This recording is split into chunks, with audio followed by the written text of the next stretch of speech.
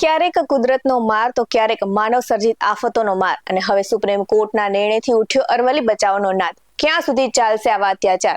કેમ કે 108 દિવસના સંઘર્ષ બાદ હજુ તો હુડા સ્થગિત થયો છે। ત્યાં તો ન હતું ત્યાંથી ઉઠતું નવું વાવાઝોડું ત્રાટક્યું હોય તેવું લાગ્યું છે અને છે અરવલ્લી બચાવનો નારો, જે હાલ ચારે તરફ ઉઠ્યો છે, જેની અસર 3 રાજ્યોને ભવિષ્યમાં થશે અને જે પર્વતમાળા ભૂગર્ભ જળને રિચાર્જ કરે છે, જંગલો અને વન્યજીવોને ટેકો આપે છે અને લાખો લોકોને શ્વાસ લેવા માટે યોગ્ય હવા પૂરી પાડે છે, તેને બચાવવા આજે સંઘર્ષ કરવો પડી રહ્યો છે। અરવલ્લી પર્વતમાળા ફરી એકવાર રાજકીય, કાનૂન અને પર્યાવરણીય સંઘર્ષનું કેન્દ્ર બની ગઈ છે અને સોશિયલ મીડિયા અને શેરીઓમાં અંગે હોબાળો મચી ગયો છે। શું છે સમગ્ર વિવાદ, જોઈએ આ અહેવાલમાં। નમસ્કાર દર્શક મિત્રો, બેસ 90 ન્યૂઝમાં આપની સાથે હું છું નેહા પટેલ। ભારતના પશ્ચિમ ભાગ તરફ નજર કરીએ ત્યારે ઉત્તરે દિલ્હીથી શરૂ કરીને મધ્યમાં રાજસ્થાનની સળંગ લંબાઈના થઈને જનોઈ વોડ પસાર થતી હતી અને આ સાથે જ દક્ષિણના ગુજરાત સુધી વિસ્તરેલી એક સળંગ પર્વતમાળા જોવા મળે છે અને તે છે વિશ્વની સૌથી પ્રાચીન પર્વતમાળામાં જેની ગણના થાય છે તે અરવલ્લીની પર્વતમાળા। તો અરવલ્લીની પર્વતમાળા હિમાલય કરતા પણ જૂની છે, પરંતુ હાલ આ પર્વતમાળાના અસ્તિત્વ પર ખતરો મંડરાઈ રહ્યો છે, કારણ કે તાજેતરમાં જ સુપ્રીમ કોર્ટે માત્ર 100 મીટરથી વધુ ઊંચાઈ ધરાવતા પહાડોને જ અરવલ્લી પર્વતમાળા માનવામાં આવશે તેવી સરકારની ભલામણને માન્ય રાખી અને આ સાથે જ અહીંથી શરૂ થયું છે અરવલ્લી બચાવ અભિયાન। ત્યારે સુપ્રીમ કોર્ટે શું સ્વીકારી ભલામણ? તો 11 ડિસેમ્બર 2025 ના રોજ આંતરરાષ્ટ્રીય પર્વત દિવસથી અરવલ્લી બચાવ અભિયાનની શરૂઆત થઈ છે।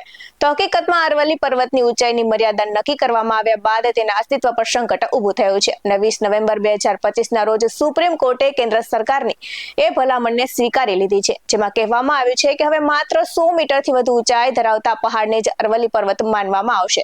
તો 100 મીટરથી ઊંચી ઊંચાઈ ધરાવતી સંરચનાઓને અરવલ્લી પર્વતનો ભાગ ગણાશે નહીં અને આ નિર્ણયને કારણે હવે 90% પહાડીઓ અરવલ્લીનો હિસ્સો નહીં ગણાય। આવું થવાથી આ પહાડીઓ સંરક્ષણમાંથી બહાર થઈ જશે અને ત્યાં ગેરકાયદેસર ખનનનો ભય વધી જશે।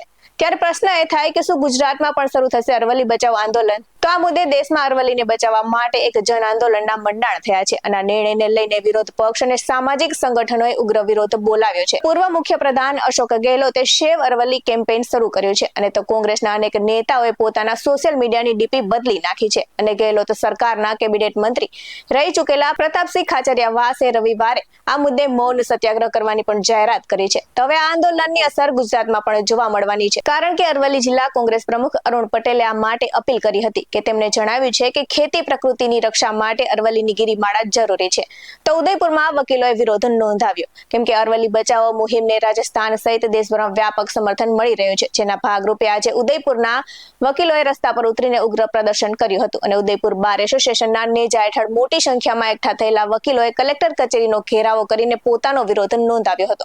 તો વકીલોના ભારે રોષ અને ભીડને જોતા પોલીસ દ્વારા કડક બંદોબસ્ત પણ ગોઠવવામાં આવ્યો હતો અને સાવચેતીના ભાગરૂપે કલેક્ટર કચેરીની બહાર બેરિકેડ પણ કરવામાં આવ્યા હતા। તો બાર એસોસિએશને અરવલ્લી પર્વતમાળાના સંરક્ષણ માટે નક્કર નીતિઓ બનાવવાની માંગ કરી છે અને આ સાથે જ વકીલોએ સરકાર પાસે માંગ કરી છે કે સુપ્રીમ કોર્ટના તાજેતરના નિર્ણય સામે તત્કાલ પુનર્વિચાર અરજી દાખલ કરવામાં આવે, જેથી આ પ્રાચીન પર્વતમાળાના અસ્તિત્વને બચાવી શકાય। તો ભારતની જ નહીં, વિશ્વની પ્રાચીન પર્વતમાળા ઉલ્લેખનીય છે કે અરવલ્લી પર્વતમાળા ઉત્તર પશ્ચિમ ભારતની એક પર્વત શૃંખલા છે અને ઉત્તરે દિલ્હીથી શરૂ કરીને મધ્યમાં રાજસ્થાનની સળંગ લંબાઈમાં થઈને જનોઈ વટ પસાર થતી દક્ષિણ ગુજરાત સુધી વિસ્તરેલી આશરે 800 કિલોમીટર લંબાઈ વાળી છે અને તેનું સૌથી ઊંચું શિખર રાજસ્થાનમાં માઉન્ટ આબુ ખાતે આવેલું ગુરુ શિખર છે।